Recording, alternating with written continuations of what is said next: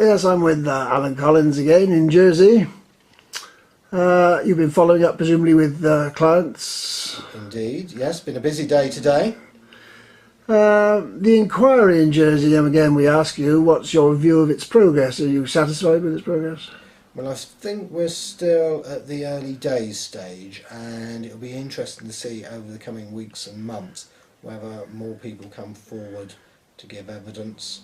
It'll be interesting to see how the Committee of Inquiry is going to deal with the Operation Rectangle aspect of it all, whether police officers present and past are going to be called to give evidence.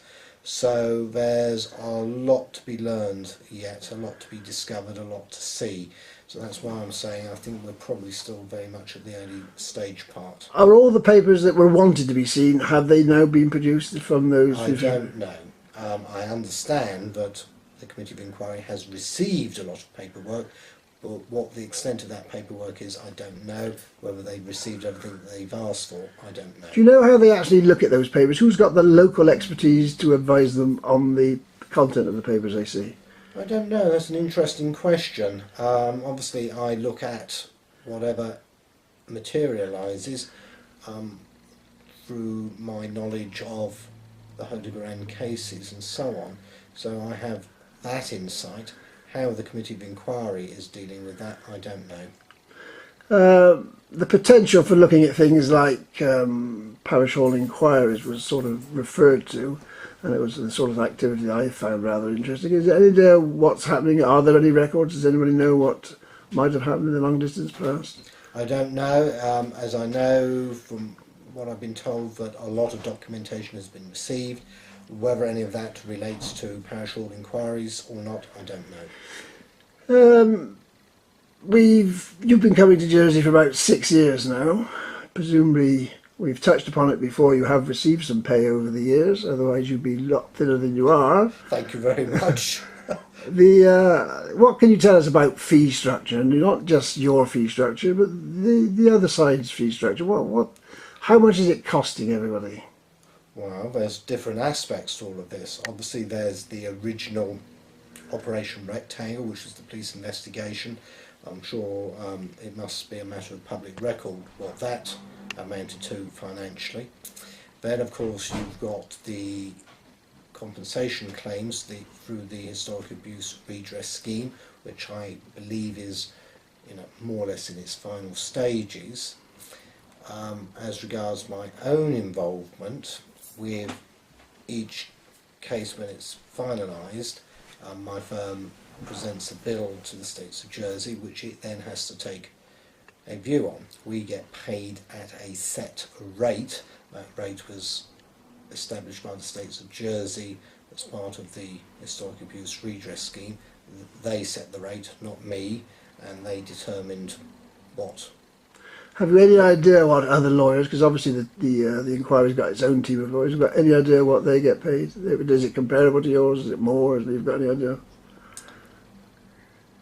Right, moving on to the public inquiry, the Committee of Inquiry, which of course is quite separate to the redress scheme.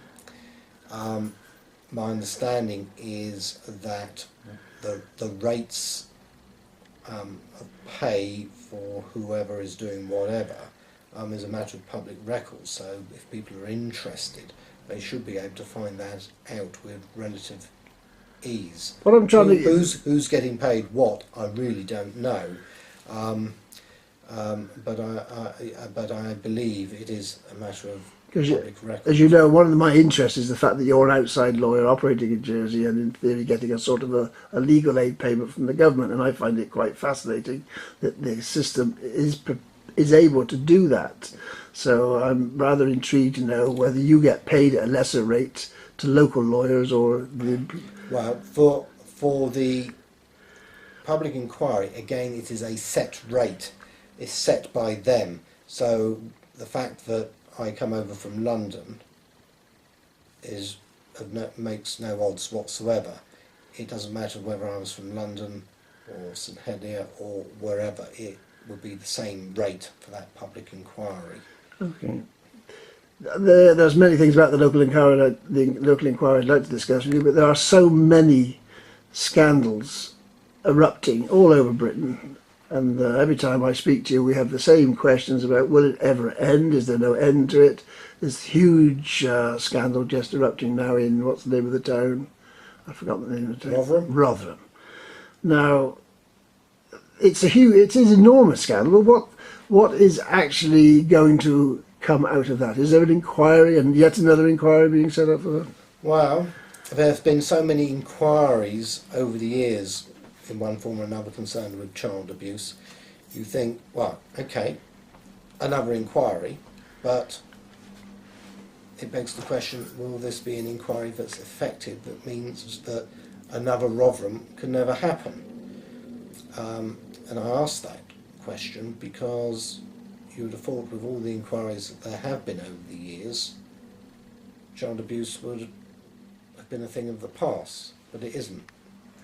I would like to discuss UK inquiries, but just because we're conscious we're going to get you to the airport. Is there an inquiry anywhere in the world which you would say has been conducted properly and efficiently? I would point to the Australian example, which is the Royal Commission in Australia, which is looking at child abuse across the entire Commonwealth of Australia. So it's a Royal Commission, so it's high-powered, it's properly resourced, and it's hard at work. And I would have thought that there was a very powerful argument to say that there should be a public inquiry in the British Isles looking at child abuse. On a scale basis, obviously the population of Australia is not as much as, but from a landmass, the practical problems can't be any worse than operating in Australia. Not at all. It requires political will. There was the political will in Australia to say, right, we are going to have